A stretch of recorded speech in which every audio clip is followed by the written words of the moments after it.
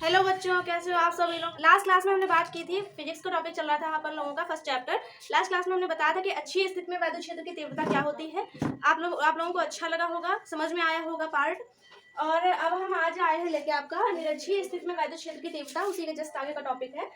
क्या होती है वो आपको ड्राइव करना बताएंगे, डेरिवेशन बताएंगे, ठीक है।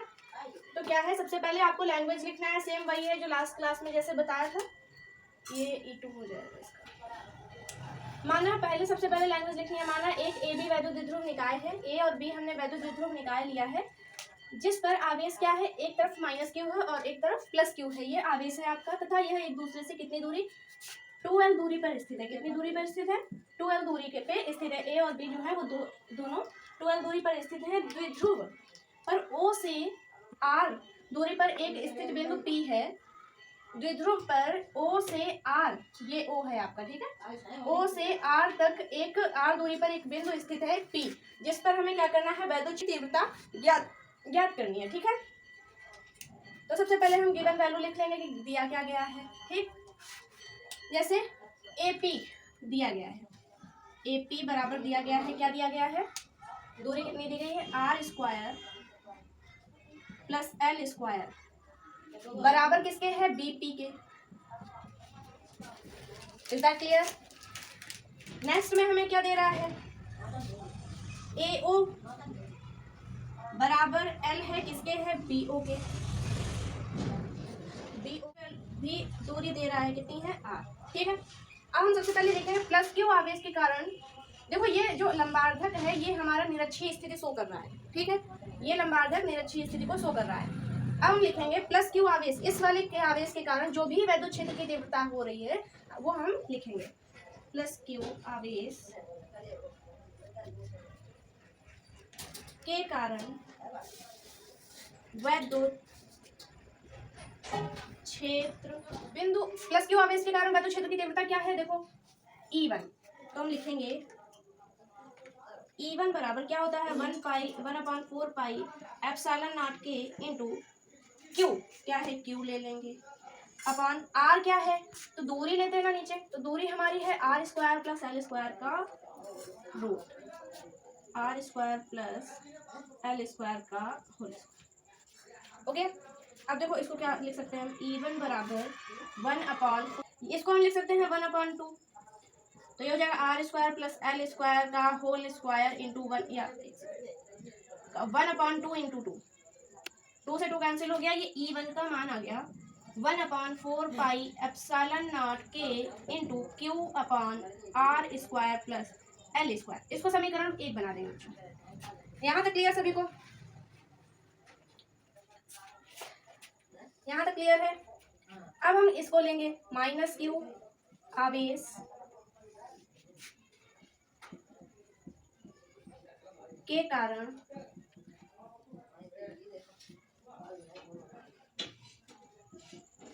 देखो इसके लिए भी R की दूरी का मान क्या रहेगा, वही रहेगा, क्यू भी वही रहेगा, है ना। तो यहाँ पे आगे हम लिख लेते हैं इसी प्रकार, तो हमको उतना ही कैलकुलेशन नहीं करना पड़ेगा।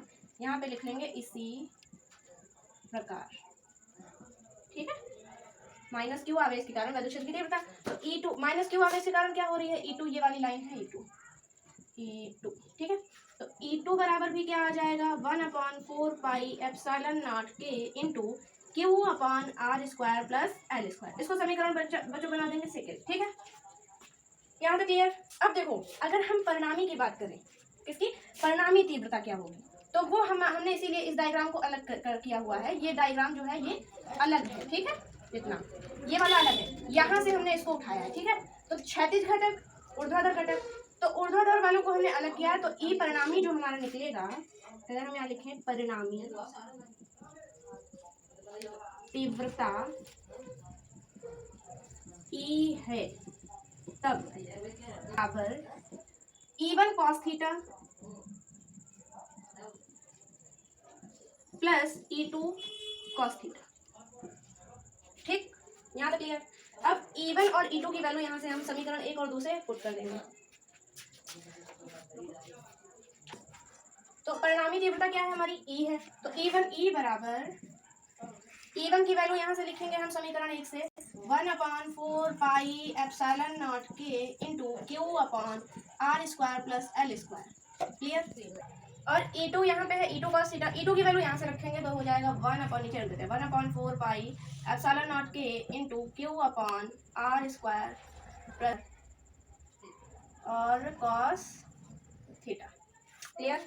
तो यहाँ से कॉमन क्या मिल रहा है, ये वैल्यू हम कॉमन कर लेंगे। ठीक, तो हो जाएगा 1/4 नॉट के into q upon r square plus l square.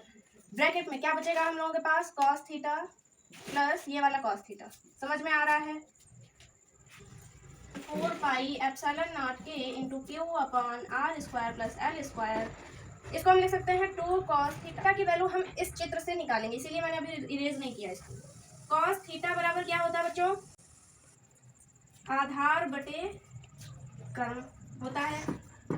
अब इस चित्र के लिए बताइए, आधार इसका क्या है, आधार क्या है L, और कर्ण क्या है बच्चों, r square plus l square. ठीक है, अब cos थीटा की वैल्यू हम यहाँ से उठा के यहाँ पे रख देंगे, बराबर 1/4 पाई एप्सिलॉन नॉट के into q upon r square plus l square into l upon r square plus l square और इसका रूट। ई बराबर 1/4 पाई एप्सिलॉन नॉट के into 2QL 2 into q into l upon r square plus l square की power देखो 1 ये थी plus 1/2 क्या हो जाएगी 3/2।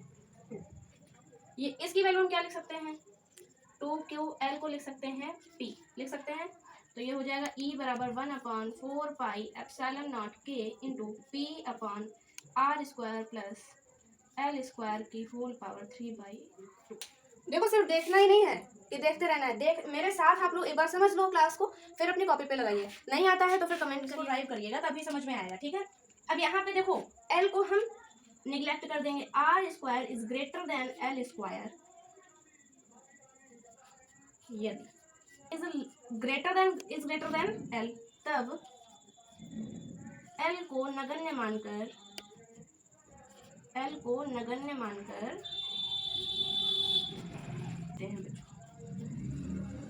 त्याग देते हैं। ठीक है, अब हमारा देखो अब फार्मूला क्या आ जाएगा, E बराबर 1/4 पाई एप्सिलॉन नॉट के into P upon r square की पावर 3/2। ठीक, एल स्क्वायर को तो छोड़ दिया हमने। अब हमारा क्या बचा, E बराबर ये 2 से 2 कैंसिल हो जाएगा 1/4 पाई एप्सिलॉन नॉट के इंटू T अपॉन आर की पावर 3। ये बच्चों आपका फाइनल रिजल्ट आ गया। तो आपको फाइनल रिजल्ट क्या आ गया, फाइनल रिजल्ट आ गया E बराबर 1/4 पाई एप्सिलॉन नॉट के into P upon r cube. ये आपका फाइनल रिजल्ट आ गया निरक्षीय स्थिति में वैद्युत क्षेत्र की तीव्रता। ठीक है।